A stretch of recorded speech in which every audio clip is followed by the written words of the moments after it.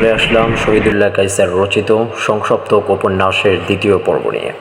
ভো দৌড়ে আসে মালু। জানো রাবু আপা, হুরমতি বুয়াকে ছ্যাঁকা দিয়েছে। ইস কি যে তাতালো পয়সাটাকে লাল আগুনের মতো হয়ে গেল।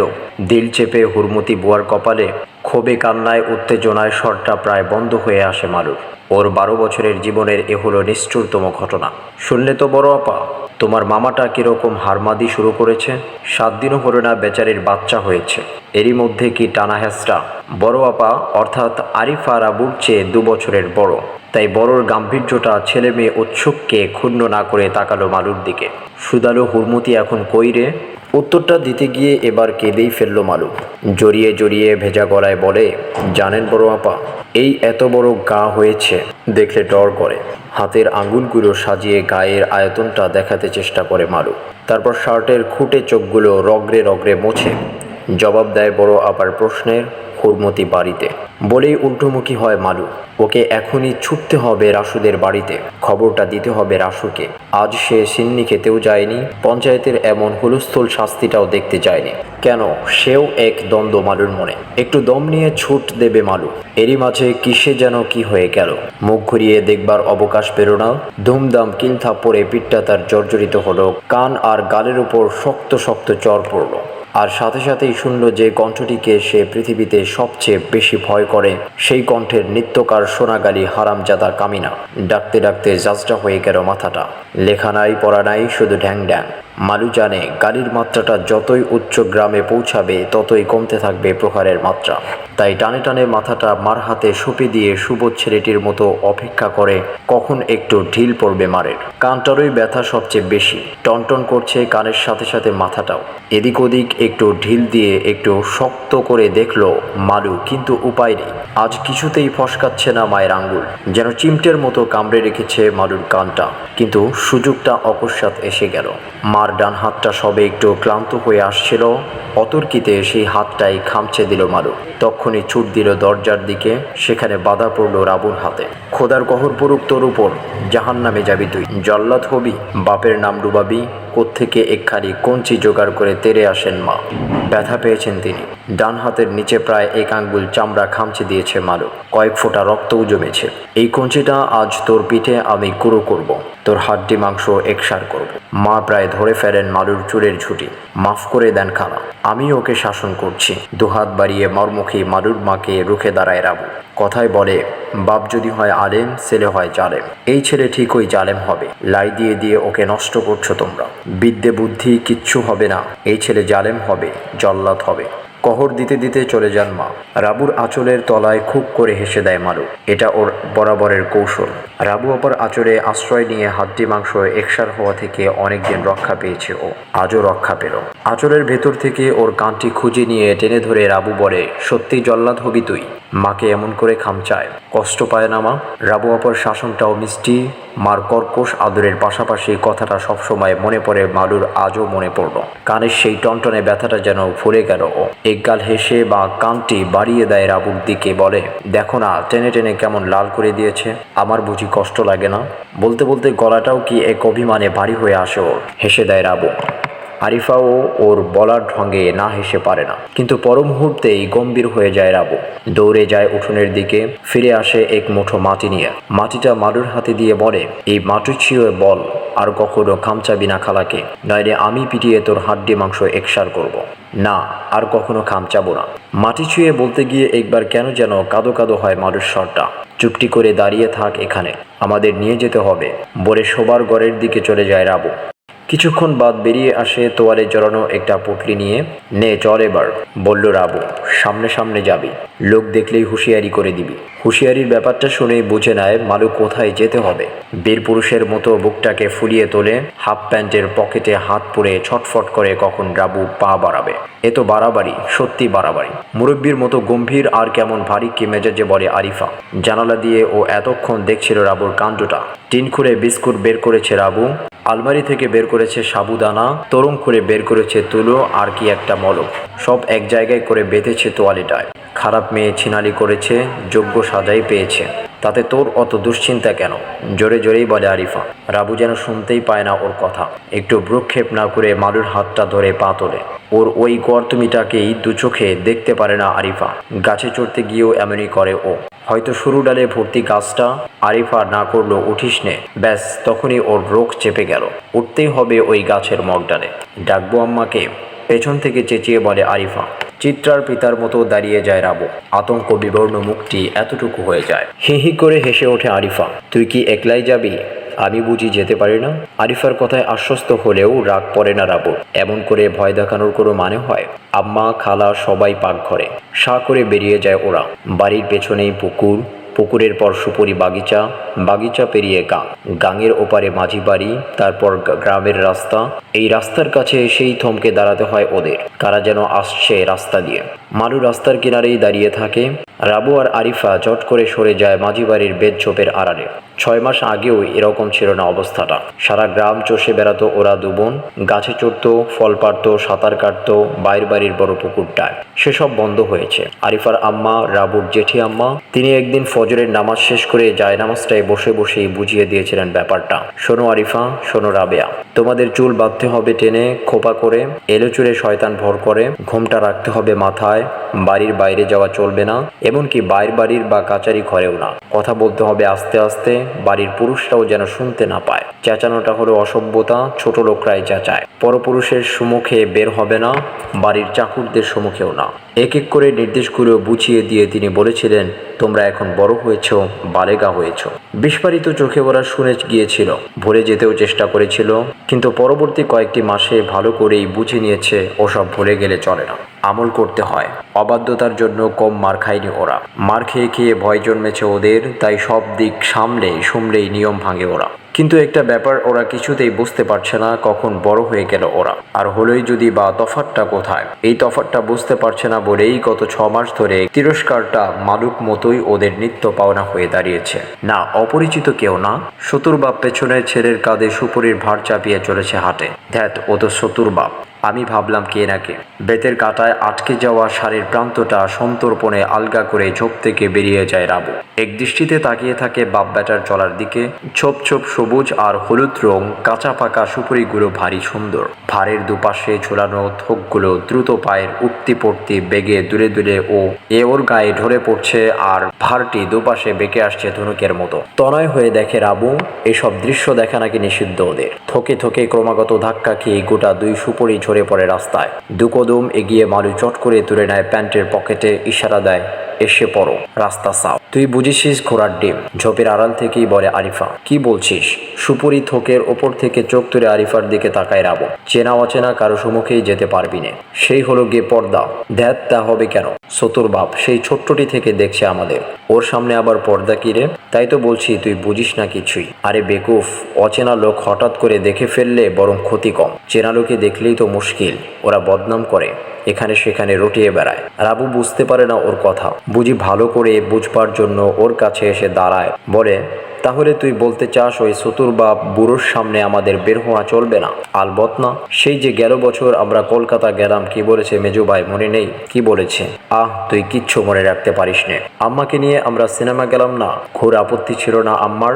মেজো ভাই যখন বুঝিয়ে বলল, সিনেমায় সব বিদেশি বেগানা লোক, ওরা দেখলে পর্দা ভাঙেরা, চেনা লোকের কাছেই তো পর্দার দাম। তারপর সে না রাজি হলেন আম্মা সিনেমা দেখতে। মেজো ভাই সবসময় উল্টোপাল্টা চালায়, সে আমার জানা আছে।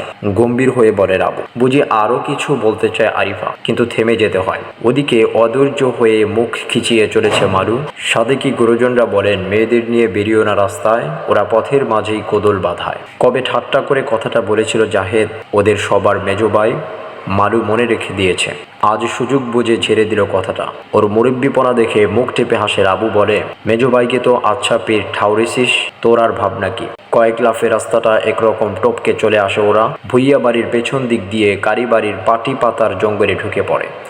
এরপর একটা লম্বা ধান ক্ষেত, ক্ষেতের ওপারে হুরমতির বাড়ি। এতদূর এসে শেষে ওই ক্ষেতটাই বুঝি ওদের আটকে রাখলো। ক্ষেতের একদিকে সদর রাস্তা, অন্যদিকে মেয়েদের নারকেল সুপারির বাগিচা, দুদিকেই লোক চলাচল।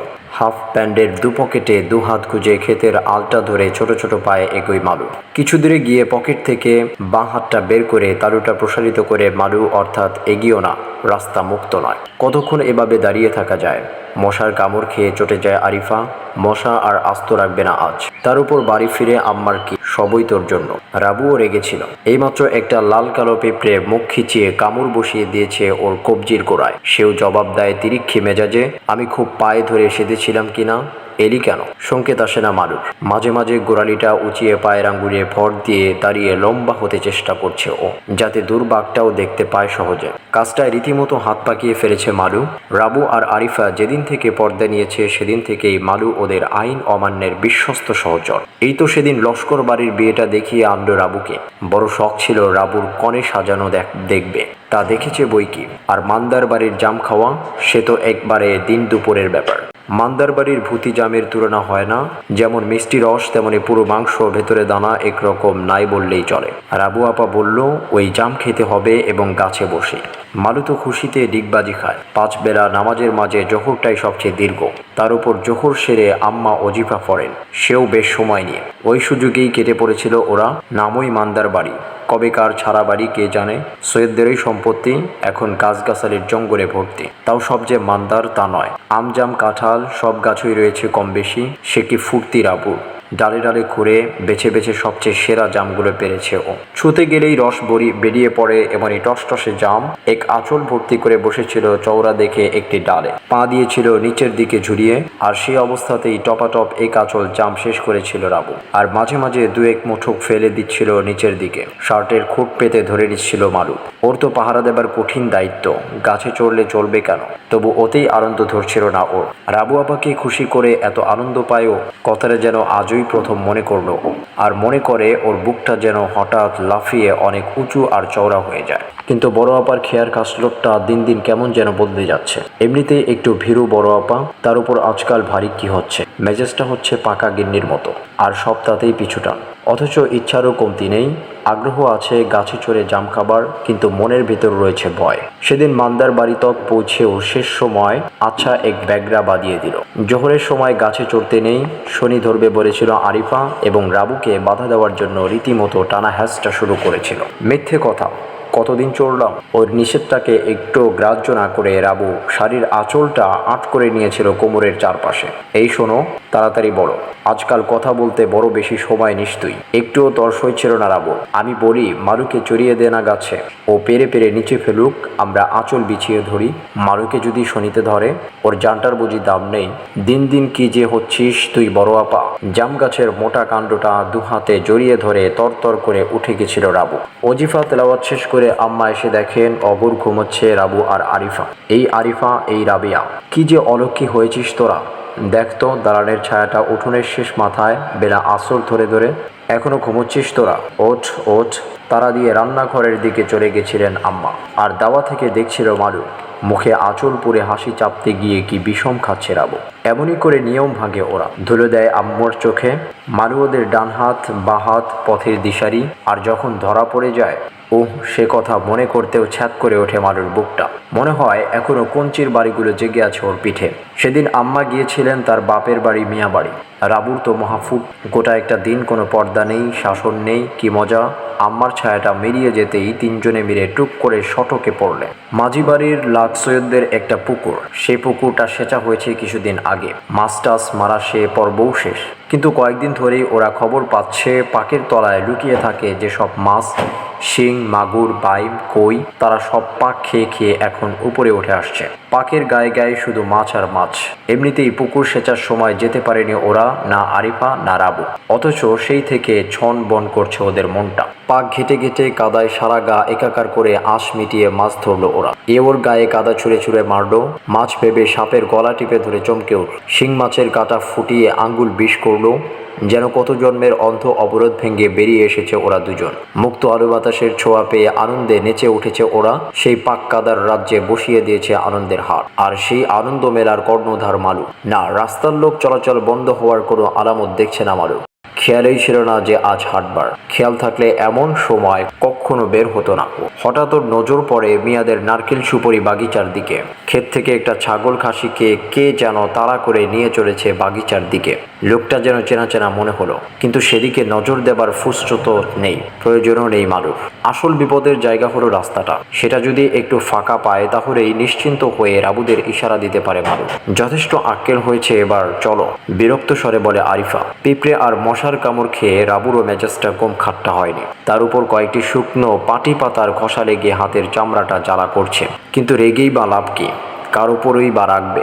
এতদূর এসে ফিরে যাওয়ারও কোনো অর্থ হয় না। নিরুত্তর থাকে রাবু। হঠাৎ চেঁচিয়ে ওঠে, বড় আপা, বড় আপা, তোর মাথার উপর সাপ। ভয়ে আতঙ্কে কোনো দিকে ছুটবে দিশে পায় না আরিফা।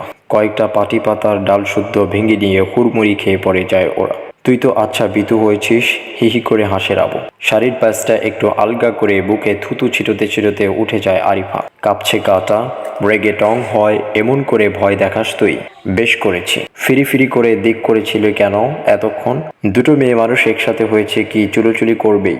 শেয়ানা ঢঙ্গে বলে মালু আর মুখ খিচোয়। আহ রাবু আপা, জলদি কর না, সেই কখন থেকে হাত ইশারায় ডাকছি তোমাদের। এবার চিল্লিয়ে ওঠে মালু।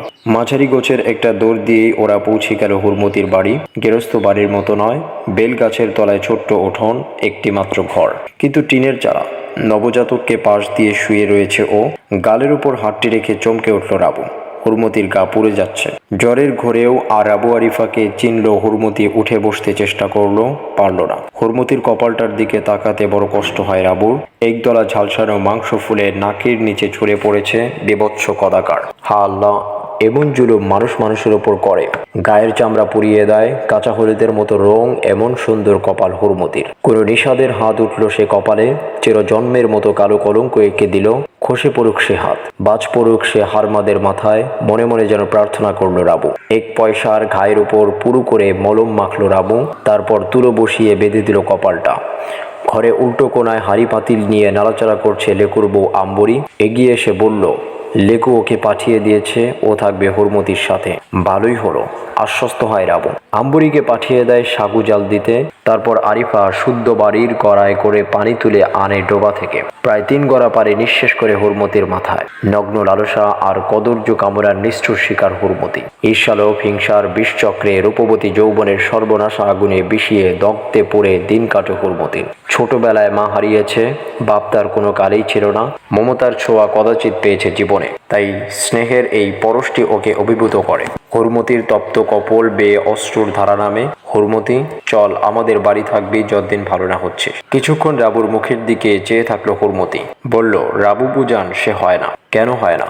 জন্ম হলো তোর আমাদের বাড়ি, বড় হলি আমাদের বাড়ি, আমাকে আপাকে করে করে এত বড় করলি, আর এখন আমাদের বাড়ি তোর বাড়ি না? কেন হয় না বল? কি বলবে হুড়মতি?